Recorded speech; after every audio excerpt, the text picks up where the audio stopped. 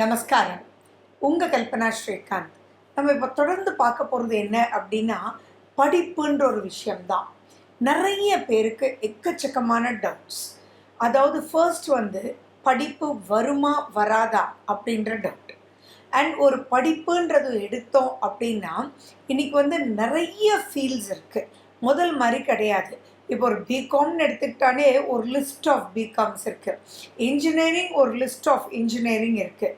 Doctor அப்படின்னு சொல்லும்போது MBBS பண்ணிவிட்டு எதில் ஸ்பெஷலைஸ் பண்ண போகிறோம்.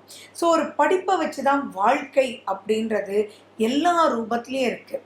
நிறைய பேர் பார்த்திங்கன்னா படிக்கிறாங்க, ஆனால் அந்த படிப்புக்கு உண்டான வேலை கிடைப்பதில்லை. படிக்கிறது எதுக்காக? பேசிக்காக நாலேஜ், அறிவு அப்படின்னா கூட அதை வச்சு தான் வாழ்க்கையே இல்லைங்களா? பணம் சம்பாதிப்பதற்கே படிப்பு அப்படின்றது மிக அவசியம். ஸோ இது எப்போ வரும் அப்படின்னா, எந்த ஃபீல்டை செலக்ட் பண்ணணும், எப்படி செலக்ட் பண்ணணும், அதில் எந்த அளவுக்கு ப்ரொசீட் பண்ணணும், படிப்பு படிச்சுட்டு அதே ஃபீல்டில் வேலை கிடைக்குமா, அவங்க பொருளாதாரம் அதில் நல்லா இருக்குமா, அவங்களுடைய வளர்ச்சி எப்படி இருக்கும், இப்படின்னு தொடர்ந்து பல சந்தேகங்கள் வந்துட்டுருக்கு. ஏன் இன்னைக்கு காலகட்டத்தில் படிக்கிறதுக்கு எக்கச்சக்கமான செலவு வேணும், பணம் வேணும், செலவு ஏற்பட்டுடுது. அப்போ அந்த பணத்தை முதலீடு செஞ்சு பண்ணுறது ரைட்டா ராங்கா, அதுக்கு லோன் வாங்கலாமா வேண்டாமா, வெளிநாடு போய் படிக்கலாமா வேண்டாமா, இல்லை இங்கேயே படித்தா நல்லதா, பல கேள்விகள் படிப்புன்ற ஒரு விஷயத்துக்குள்ளே வரும்போது தொடர் கேள்விகளாகவே இருக்குது. ஸோ அத்தனை கேள்விகளுக்கும் பதில் தான் இப்போ இந்த தொடர் பதிவுகள் அப்படின்றது ஞாபகம் வச்சுக்கோங்க. இன்றைக்கி ஒரு குழந்தைய ஸ்கூலுக்கு சேர்க்கணும் அப்படின்னாலே நிறைய ஆராய்ச்சிகள் தேவைப்படுது.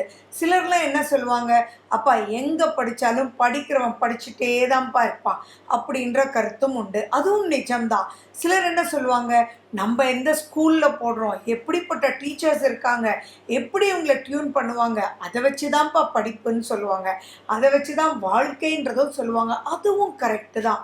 ஸோ இதெல்லாம் எப்படி கேட்டகரைஸ் பண்ணுறது அப்படின்றதும் நம்ம பார்க்க போகிறோம்.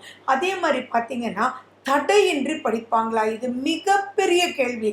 கஷ்டப்பட்டு லோன் வாங்கி அல்லது இன்னைக்கு லேண்டை விற்று, வீட்டை மார்ட்கேஜுக்கு வச்சு, இந்த மாதிரி சொல்லிகிட்டே போகலாம். பெற்றோர்கள் பண்ணுறாங்க. ஆனால் அவங்களுடைய பயம் என்னென்னா, இவன் முடிச்சிடுவானா, இவன் ஃபினிஷ் பண்ணிடுவானா அப்படின்ற இடத்துலையே மிகப்பெரிய பாரம் இருக்குது.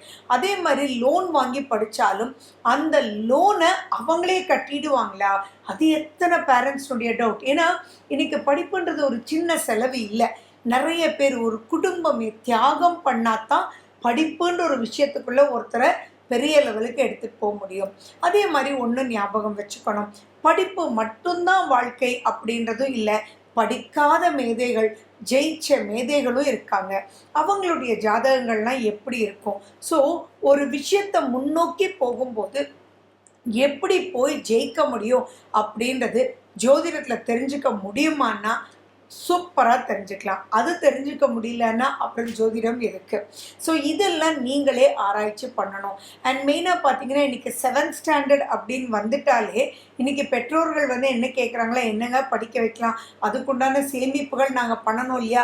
ஒருத்தர் வந்திருந்தார், என்ன கேட்டார்னா, மேடம் நான் இப்போ கொஞ்சம் சேர்த்து வச்சுருக்கேன், ஆனால் இவங்க படித்து ரொம்ப நல்லா வருவாங்க அப்படின்னா அந்த பணத்தை நான் இது படிப்புக்காக மட்டும், குழந்தைங்களுடைய படிப்புக்காக மட்டும் வச்சுக்கிறோம், நாங்கள் வாடகை வீட்லேயே கூட இருந்துக்கிறோம் மேடம், எங்கள் கனவு வீடு வாங்கணும்னு.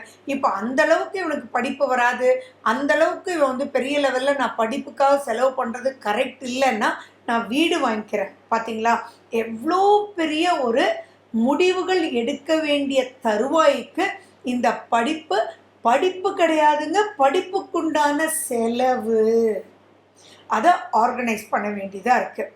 ஸோ ரெகுலராக நீங்கள் உங்கள் குழந்தைங்களுடைய ஜாதகத்தில் நீங்கள் எந்த படிப்பு வருமா அப்படின்ற முழு விவரங்களை உங்களுக்கு தொடர்ச்சியாக நான் சொல்லிகிட்டே வரப்போகிறேன். இது ஒரு தொடர் பதிவுகளாக இருக்கும். ஸோ நீங்கள் உங்களுக்கு உண்டான சாப்டர்ஸை பிரித்து கொடுக்குறேன், அதை நீங்கள் உள்ளே போய் பாருங்கள். சரி, படிப்பு அப்படின்னு ஒன்றே தெரியக்கூடிய விஷயங்கள் என்ன அப்படின்னா, ரொம்ப முக்கியமாக 3 கிரகங்கள் இம்பார்ட்டண்ட். ஒன்று சந்திரன், 2வது புதன், அடுத்தது குரு. ஏன் சந்திரனுக்கு இவ்வளோ பெரிய முதலிடம் அப்படின்றதும் நான் உங்களுக்கு சொல்கிறேன். வித்யாகாரகன்றதே புதன் தானே. மேடம் என்னடா சந்திரன்னு சொல்கிறாங்க அப்படின்னு நிறைய பேருக்கு ஒரு டவுட் இருக்கும். தொடர்ந்து நீங்கள் பார்க்கும்போது அதனுடைய விவரமும் அதுக்குண்டான தெளிவும் உங்களுக்கு கிடைச்சிடும். அதே மாதிரி குருனுடைய அனுகிரகம் ரொம்ப முக்கியம். படிப்புன்னாலே என்னங்க, ஒருத்தர் சொல்லி கொடுக்கறது, அது நம்ம புத்தியில் ஏறுறது, அது கரெக்டாக நம்ம ப்ரொசீட் பண்ணி போகிறது. ஸோ இப்போ குருன்றது ஒரு ஹாரோஸ்கோப்பில் நல்லா இருந்ததுன்னா கரெக்டான வழிகாட்டுபவர், கரெக்டான டீச்சர், நமக்கு புரிய வைக்கக்கூடிய அளவுக்கு ஒரு டீச்சர் கிடைச்சிருவாங்க அப்படின்றது தான் என்னுடைய பேசிக் பாயிண்ட். அதே மாதிரி படிப்புன்றது மெயினாக எதுக்கு படிக்கிறோம்? அறிவு வளர்றதுக்கு அப்படின்றதுக்கு மேலே சம்பாதிப்பதற்கு, குடும்பத்தை நடத்துவதற்கு, பொருளாதாரத்திற்கு, சௌகரியமாக சௌபாகியமாக வாழ்வதற்கு, லக்ஸரி லைஃப் லீட் பண்ணுறதுக்கு எல்லாத்துக்குமே பேசிக் அப்படின்றது ஒரு படிப்புன்றது வருது. ஸோ அந்த படிப்பு இஸ் கனெக்டட் டு ஃபினான்ஸ் அப்படின்றது உங்கள் எல்லாருக்குமே தெரியும். அப்போ பொருளாதாரம், பணம் அப்படின்னு வந்தாலே அங்கே குரு சம்பந்தம் தேவையா? அப்போ குரு பெக்கம்ஸ் வெரி வெரி வெரி இம்பார்ட்டன்ட்ன்றது ஞாபகம் வச்சுக்கணும். ஸோ இது ஒவ்வொரு டீட்டெயிலாக உங்களுக்கு நான் சொல்லிகிட்டே வரேன். படிப்பு அப்படின்னு முன்னே நீங்கள் பார்க்க வேண்டிய முதல் கட்டம் உங்களுடைய 4ஆம் வீடு. அப்போ அந்த 4ஆம் வீடு நல்லா இருக்கா அப்படின்றது தான் ஃபஸ்ட்டு நீங்கள் பார்த்துக்கணும்.